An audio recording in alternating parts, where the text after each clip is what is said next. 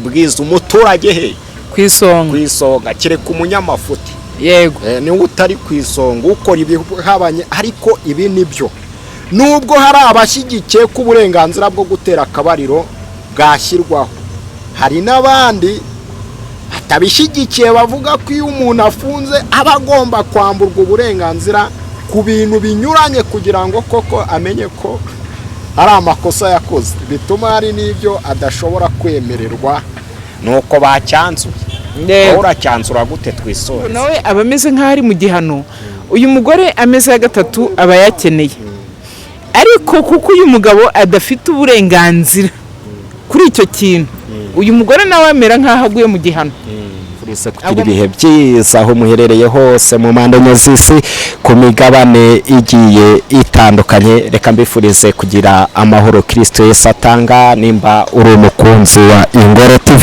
ndetse na mama Minyoni official tukwifurije kugira umugisha w'Imana uturuka mu birere bine nimba utameze neza twatuye imbaraga z'Imana twatuye gukora kwa Kristo Yesu twizeye kugira ngo kube ku buzima bwawe kandi umutima wawe wakiriho mure nimba bitameze neza je m'appelle Manu nago ningenyine mu kiganiro ndi kumwe n'umubyeyi reka tumwakire turakwakiriye mu izina rya Yesu amen ku Ngoro y'Abera TV yego Ngoro TV muraho neza amahoro y'Imana nabane namwe turabasuhuje by'umwihariko abakunzi bacu Imana ibahe umugisha nasa neza ndaho ndakomeye ndashima Imana nta kibazo mama Minyoni araho mama Minyoni araho n'aba Minyoni baraho bose bameze neza nta kibazo barashima Imana amen barashima Imana amazina yanjye nitwa Umuremyi Leonira ariko nzwi cyane ku izina rya mama Minyoni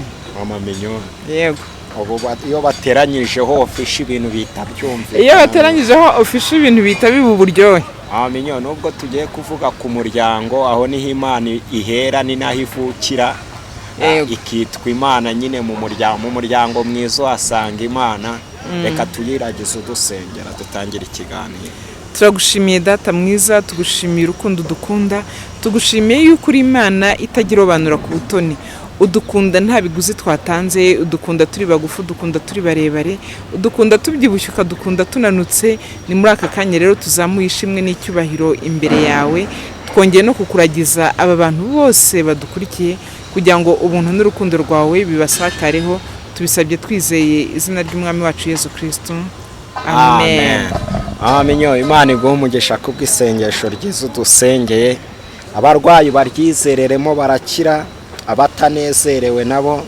babyizereremo barakira Bibiliya iravuga ngo ninde ubabaye ngo nasenge niba ubabaye senga yego niba ubabaye senga niba utameze neza senga niba wishimye nabwo usenge uririmbira Imana uyihimbaze kubw'urukundo n'ubuntu iba yakugiriye Minyoni twaje mu kiganiro rero turagarutse yego tugiye kuganira rero ndahari rwose tugiye kuganira yego ku burenganzira bw'umuntu mu muryango yego ndetse no mu gihugu n'isi yose muri rusange yego ubyumva gute ku burenganzira bw'umuntu ni gute umuntu yamenya ko afite uburenganzira ku kintu kimwe cyangwa ikindi icya mbere cyo navuga ngo umuntu afite uburenganzira bwo kubaho umuntu afite uburenganzira bwo kubaho umuntu afite uburenganzira bwo kubaho yishimye umuntu afite uburenganzira bwo kuba mu gihugu cye yishimye anezerewe umuntu afite uburenganzira bwo kuba mu muryango we awishimiye anezerewe mbese umuntu afite uburenganzira ku bintu byinshi Imana yaremye kandi ukagira ubwo burenganzira udahutaza uburenganzira bw'abandi yego hari igihe umuntu yakibwira ko afite uburenganzira ariko agahutaza n'abandi yego naho abahutaza abandi bavuga ngo ni uburenganzira bwabo umuntu ashobora kwicara nibyo nahoze ndi kuvuga ngo umuntu agira uburenganzira bwo kubaho ariko nta muntu ufite uburenganzira bwo kwambura undi ubuzima umuntu afite uburenganzira bwo kubaho yishimye anezerewe ariko nta muntu ufite uburenganzira bwo kubaho ababaza abandi nta muntu ufite uburenganzira bwo kubaho ahutaza abandi. Uyu muntu naza akaguhutaza akavuga ko ari uburenganzira bwe, ubwo burenganzira zaba yarabuhawe nande. Nta tegeko ryemerera umuntu guhutaza mugenzi we, nta n'Imana yigeze ivuga ngo uzabeho ukandagira mugenzi wawe. Ibyo ntago bibaho, nta nubwo bishoboka. Yego mama Minyo, ndagira ngo tuganire ku kintu gikomeye ariho nashakaga ngo twinshirire. Urabona nk'imiryango, uburyo umuryango wubakwa, igihugu ukosheje uba ikigane mu muryango w'igihugu cyangwa mu muryango nyarwanda niho dutuye, hari igihe bamuha igihano akaba yatabwa muri yombi, akanahabwa ibihano, akaba yajya muri gereza. Yego, uyu muntu wagiye mu bihano afite ubuhe burenganzira uri muri gereza? umuntu wagiye mu gihano bamuhanye, bamukebuye kugira ngo abe yitekerezaho, nawe afite uburenganzira. Ese yahawe igihano uburenganzira babwambuwe? Umuntu uri muri gereza hari uburenganzira afite, ariko hari n'uburenganzira adafite. Kubera ko uyu muntu ari mu gihano nyine, kandi iyo uri mu gihano hari igihano uhabwa, hakaba hari uburenganzira utemerewe. Wenda navuga ngo uburenganzira bw'umuntu uri muri gereza, muri gereza umuntu urimo ntago afite uburenganzira bwo kwidegembya, gusohoka no gutembera aho yifuza aho ariho hose. Umuntu uri muri gereza ntafite uburenganzira bwo gusohoka ngo arenge igihugu. Umuntu uri muri gereza kubera ko ari muri cya gihano, hari n'uburenganzira atemerewe bwo kubana n'abandi kugira ngo atabanduza imico imwe mibi yatumye yinjira muri gereza. Noneho hari ahantu aba ari muri gereza, nshima ko leta yacu yabyise neza ngo ni ahantu ho kugororerwa, ni mu igororero. Uba ugomba kumanza ukagororwa kugira ngo ubone uburenganzira bwo kwinjira mu bandi. Yego. None mama Minyo, karame, wavuze ku meza ya gatatu. Yego. Meza ya gatatu y'abashakanye, ahantu umuntu ajya agatera akabariro. Yego. Ndetse nanone twebwe topike dufite niyo umuntu uri muri gereza. Yego. Niyo umuntu uri muri gereza niho tugiye kuganira, tumenye ibintu yemerewe, tumenye n'uburenganzira bwe. Kandi nanone twakoraho nk'ubuvugizi, nk'uko uvuga ku muryango cyangwa nawe tukaba twamuvuganira. Hari inkuru dukesha igihe, yego, yo kuwa 31 bivuga ngo icyo u Rwanda ruvuga kuguha abagororwa umwanya wo gutera akabariro n'abashakanye. Yego. Baratakambye baravuga ngo twebwe tugeze muri gereza, aya meza gatatu turayabura kandi abantu bacu tukibafite, abagabo abagore tukibafite. Ibi bintu urabyumva gute? Mbo ibintu rero kuko turi kuvuga umuntu wambuwe uburenganzira bumwe na bumwe bitewe wenda n'amakosa yakoze, bitewe n'ibyaha ashinjwa cyangwa akekwaho. Ahangaha hari ukuntu mbyumva, hari n'ukuntu mbitekerezaho. Twavuze yuko hari uburenganzira adahabwa, cyane uburenganzira bwo kuba yajya mu bandi, akaba yabanduza imico mibi yatumye ajya muri gereza, kuba hari uburyo yakwicamo n'iperereza. Ibi byo ku meza ya gatatu, ntekereza ko aravuga ngo tuba dufite abantu bacu kandi tukibakunze n'ibiki byose. Ubu bakunze, ariko uyu muntu wawe ntekereza ko yakagombye kuba umwe mu bagize uruhare rutuma udashyirwa mu gihano. Igihano cya gereza, njya mvuga ngo umuntu ntabwo ari umuntu umwe uhanwa, ahubwo iyo umuntu yakoze ibyaha bituma yinjira muri gereza ahanwa benshi mu rugo rwe. Umufasha we aba ameze nk'aho ari mu gihano nawe, abana be baba bameze nk'aho bari mu gihano, n'ababyeyi be baba bameze nk'aho bari mu gihano. Ibi bintu ndagira ngo abantu baze kubyumva neza. Uriya buri wa gatanu iyo utonze umurongo ugemuye cyangwa ugiye gusura umuntu muri gereza, ntabwo ari byo wakagombye gukora, wakagombye gukora ibindi bintu. Umugore w'igituma mvuga ngo nawe aba ameze nk'aho ari mu gihano, uyu mugore ameze ya gatatu aba yakeneye, ariko kuko uyu mugabo adafite uburenganzira kuri icyo kintu, uyu mugore nawe amera nk'aho aguye mu gihano. Agwa mu gihano nkuko nabivuze ngo umuntu ufunze ntabwo aba hanwe wenyine, haba hahanwe benshi bamukikije. N'uyu mugore ajya mu gihano, ariko nkuko bagiye babisaba bati tuba dufite uburenganzira, abantu bacu turabakunze. Ngewe sinakwemeranya n'umuntu uvuga ngo uyu muntu ngo ajye ahabwa uburenganzira bwo gutera akabariro, ese ako kabariro yagaterera hehe? Byasaba yuko asohoka akajya muri sosiyete kugira ngo abashe gukora icyo gikorwa. Ese gereza izubaka n'amashambure yo kugira ngo abantu bajye babona ubwo burenganzira?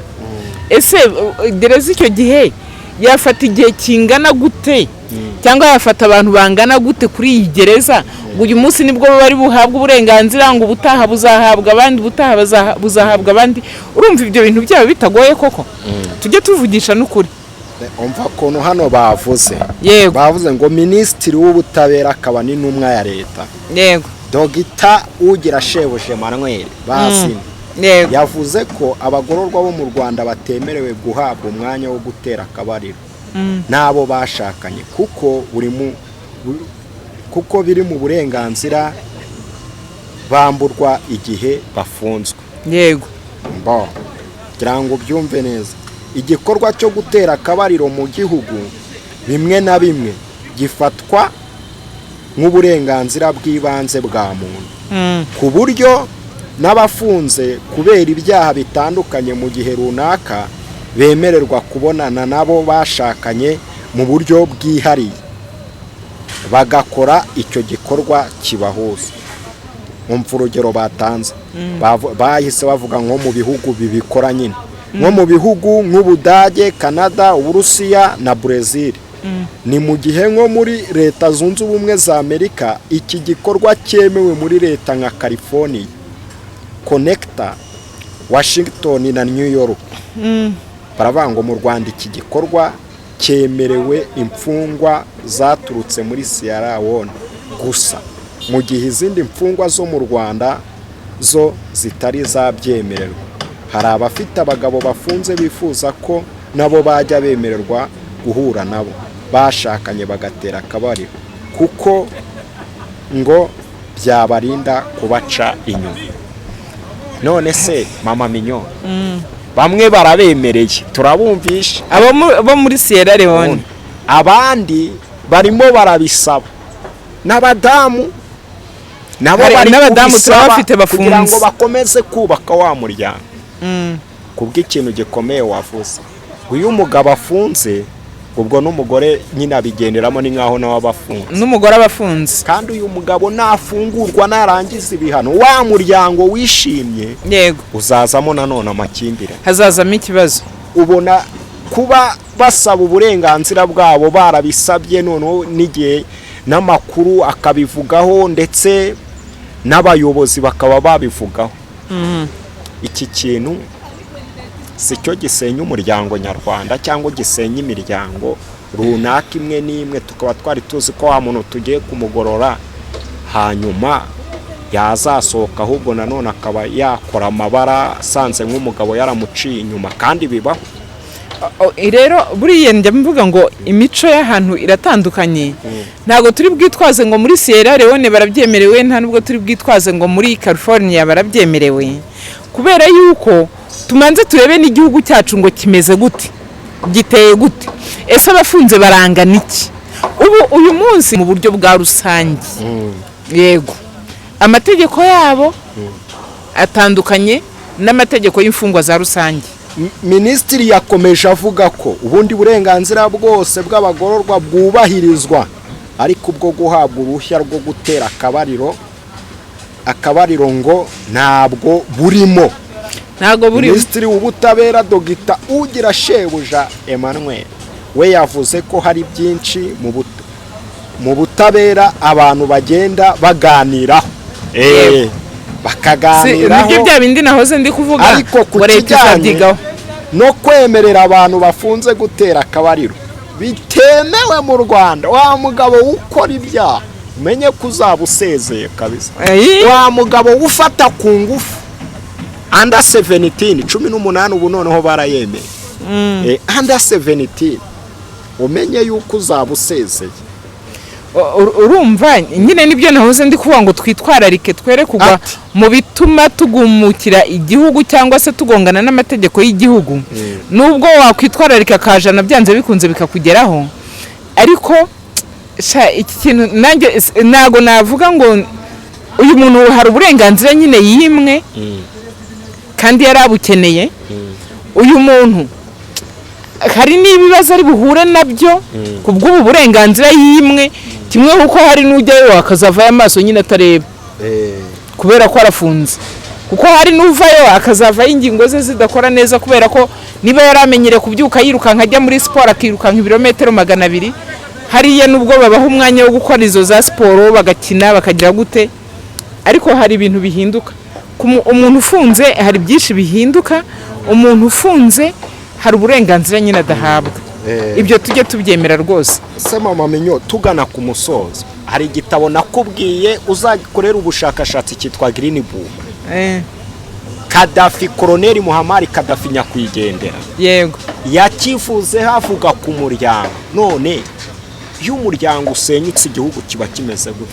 Iyo umuryango usenyutse igihugu kiba gisenyutse, itorero riba risenyutse, haba hasenyutse byinshi. None ko bigiye gutangira kandi yanganiriza abakuru ko bati ay ikintu cyubaka urugo n'igihugu cyubaka urugo cyubaka ahantu ku meza ya gatatu, ngo byagenze neza, ngo umuntu atanga imisoro uko bikwiriye, nta makosa akora menshi, nta kwijundika abantu ngo usange yijunditse inzego, biba byagenze neza. Mama Minyo, umva rero usurebe kuru ubuvugizi bw'abantu benshi natwe turimo kuko twagiyemo, wibuke dufite ubuyobozi bwiza, umuturage he kwisonga kereka umunyamafuti, yego, niwe utari kwisonga ukora ibihabanye. Ariko ibi nibyo, nubwo hari abashyigikiye ko uburenganzira bwo gutera akabariro bwashyirwaho, hari n'abandi atabishyigikiye bavuga ko iyo umuntu afunze aba agomba kwamburwa uburenganzira ku bintu binyuranye kugira ngo koko amenye ko ari amakosa yakoze, bituma hari n'ibyo adashobora kwemererwa, nuko bacyanzuye. Uracyanzura gute twisoreza ikiganiro? Ndewe ukuntu nacyanzura, ikintu cya mbere na mbere navuga ngo dufite ubuyobozi bwiza, dufite leta nziza yiga ku bibazo ibyo ari byo byose.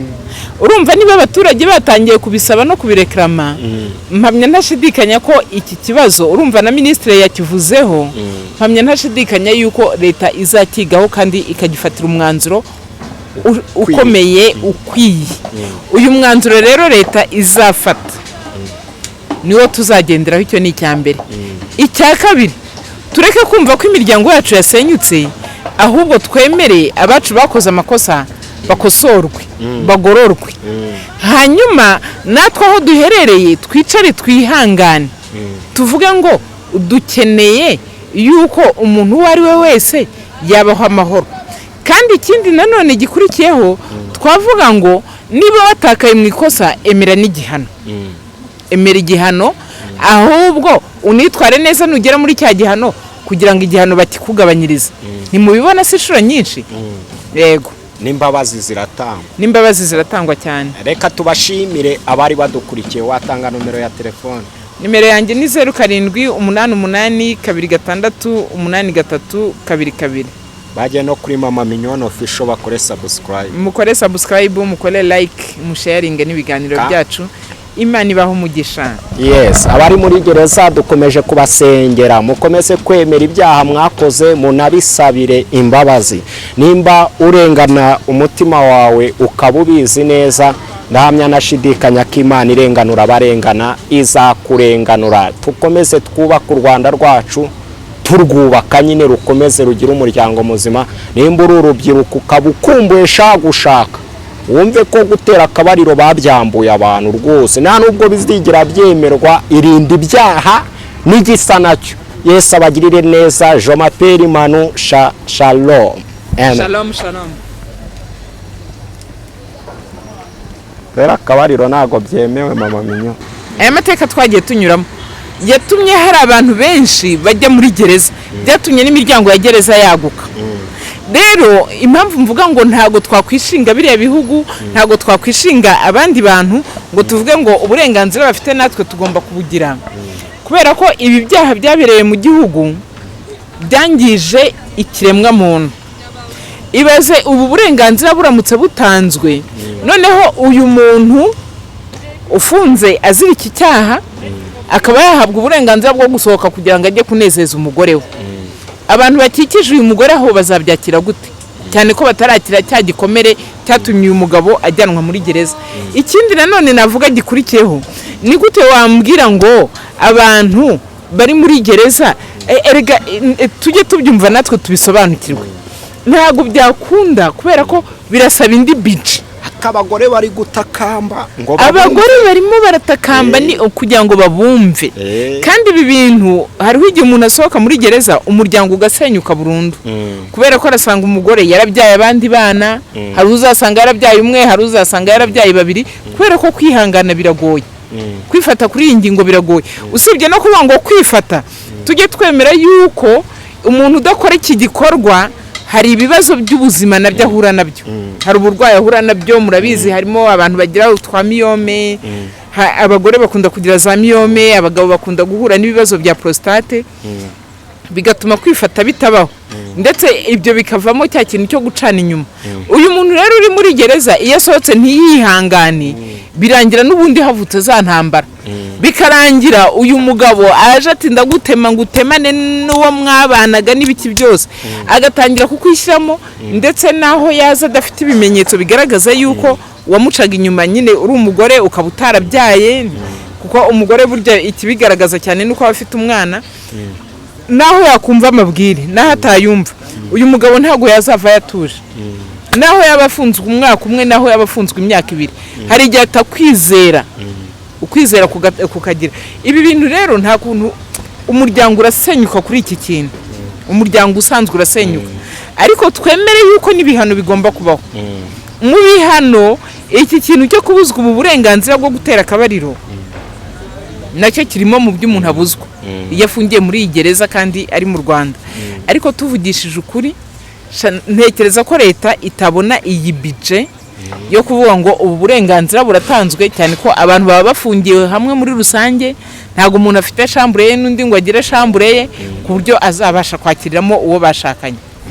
Umuturage ku isonga rero n'ijwi ry'umuturage, uyu mugore yagize ati iyo uriya mugabo wanjye bamufunze bakanga ko dutera akabariro, nanjye baba bamannye kandi nta cyaha nakoze, bishobora kuvamo gusenyuka k'umuryango, kuko mama minyoni hari abatakwihanganira imyaka runaka aba yakatiwe. Ikindi uyu ni umugore, yego mu bihugu byateye imbere hari umunsi umwe bagena, abadamu barishakira umunsi umwe. Ijwi ry'umuturage ryumvikane ni inkuru dukesha igihe. Ariko tuvugishije ukuri, nibura ukwezi nawe reka tumanza tuvugishe ukuri. Ubu uri kumva ntago nigeze nkora ubushakashatsi ngo menye abantu bafunze ngo bangana iki. Uri kwibaza niba batanze umunsi umwe wenda rimwe mu kwezi, niba ari uwa gatanu wa nyuma w'ukwezi, ari rimwe mu mezi 6 umuntu umwe akamugira, niba tanga rimwe wenda rimwe mu kwezi batanze kwa gatanu wa nyuma w'ukwezi. Utekereza ko iki gihugu gifite ubushobozi bwo gushyiraho na abacungagereza bari bubasha gukontorora ngo uyu ni umugore nyirizina w'uyu mugabo, cyangwa hariho n'igihe abagore babiri bazagenda bakarwanira kuri gereza bose bahuriye ku mugabo umwe? Hari icyo bitwaye se basaranga. None se utekereza ko uko gusaranganya se uwo mugabo afite imbaraga zo kuba, simbizi ntago mbihamya. Bari kuvuga ngo byibura muri uko kwezi nabo barashaka uwo munsi, kandi wibuke reka umuturage ku isonga, umuturage ku isonga. Mu kiganiro inzego z'ubumwe mu butabera ziherutse guha itangazamakuru, iki kibazo kiri mu byagarutsweho, maze minisitiri w'ubutabera n'umuyobozi mukuru wa RCS bavuga ko iyo umuntu afunze uburenganzira bwo gutera akabariro buba buri mu byo yambu. Oya, icyo cyo ni ukuri, nubwo bari kubisaba buriya twizera ko leta yacu izabyigaho nayo ibitekereze, ariko ngewe nkurikije nkize no mu nyurabwenge zanjye ntago ibi bintu byashoboka, kuko birasaba yuko haba hari umucungagereza uri burebe niba koko uyu mugore ari uw'uyu mugabo w'isezerano. Wibuka yuko hari n'abantu bafunze barasize abagore mu rugo kandi batarasezeranye nabo. Wibuka ko hari n'ishoreke ziba ziri ku ruhande. Uyu mugabo ashobora kuvuga ati niba uwo mwanya bawutanze ukajya kubona ukabona abagore 3 bahuriye kuri gereza bagiye gushaka umugabo umwe, cyo cyaba ari ikibazo. Ikindi cya kabiri, aba bagore bari gusaba ubu burenganzira ngo kandi umuturage ku isonga nibicare nabo bishyire mu mwanya wa leta, bambwire nimba ubu bushobozi ariko ubundi bwakorerwa hagana hehe. Ni ukuvuga ngo iruhande rwa gereza barubaka ahandi mazu yo kugira ngo icyo gikorwa kijye kiberamo, sibyo? Ibaze abagabo nk'igihumbi cyangwa ibihumbi 2 bari mageragere, ntago nzi umubare w'abantu bafungiye uko ungana, bose basuwe n'abagore 2,000 kandi bose bari buhurire wenda muri sarima. Ibyo bintu uri kumva wowe wabyakira gute? Ese abazakora amashambure 1000 ku buryo buri muntu wese yakwicarana shambure ye ari bwakiriremo uwo bashakanye? Kandi iki kintu baramutse bagitanze ni ukuvuga ngo niba ari abagabo 1000 hari igihe ashobora kuza abagore 2500 aho bose bakeneye abagabo. Aho abo bagabo bagomeye cyangwa batubahirije amategeko, batitwaye neza, bakagomera igihugu, aho nibavamo kugomera igihugu mu nyuma bakanagomera Imana, ari uyu mwuka w'ubutinganyi winjirira. Umwuka w'ubutinganyi urinjiye muri gereza, nta nubwo twanawuhakana, kubera yuko usibye umwuka w'ubutinganyi hazamo n'ibibazo byo kwikinisha, kubera yuko uyu muntu afite ubumuntu, aracyari umuntu, sibyo? Nubwo agifite ubumuntu, akantu kanyira akamburwa, akangaka ko gashobora kumugeza gihano, katumya nagomera Imana cyane rwose, kubera ko umwuka w'ubutinganyi wo nta kuntu utaza, umwuka wo kwikinisha nta kuntu utaza.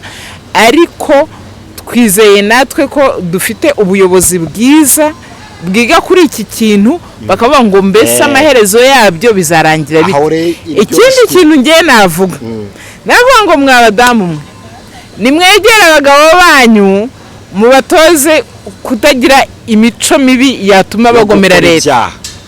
Gereza yo nta muntu n'umwe utayijyamo, nanjye ejo nayijyamo kubw'impamvu runaka, nawe ejo wayijyamo kubw'impamvu runaka, kuko hari impamvu nyinshi zishobora gutuma umuntu ajya muri gereza.